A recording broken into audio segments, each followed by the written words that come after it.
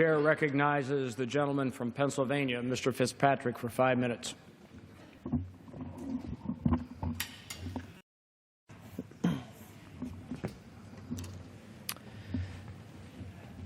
Mr. Speaker, while our nation faces many challenges, perhaps none is more pressing than that of growing our economy.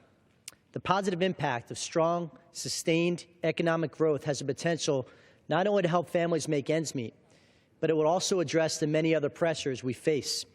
The time is now for Congress and this administration to act on meaningful tax reform.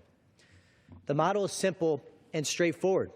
We need to simplify the ridiculously complex Internal Revenue Code, eliminate the loopholes that allow corporations and individuals to avoid paying their fair share, lower the rates for middle-class families and small businesses, and broaden the tax base.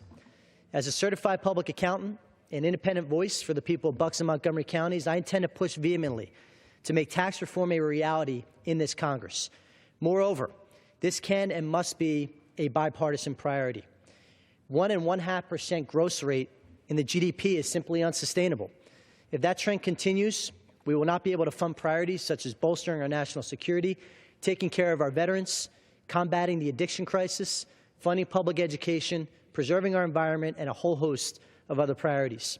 Economic growth has 3 essential aspects: tax reform, regulatory reform, and a balanced budget. The REINS Act and the upcoming vote on the Choice Act will start this process on the regulatory side, which will revive the ability of community banks to support local economies and advance infrastructure investment that puts Americans back to work by rebuilding roads, rebuilding schools, bridges, as well as our IT infrastructure and the electrical grid. The other critical component is tax reform, and we owe it to the American people to get this done. I call on my good colleagues from both sides to put politics aside and do what we are here to send to do, and that is to stand up for hardworking families and unleash the power of the American economy.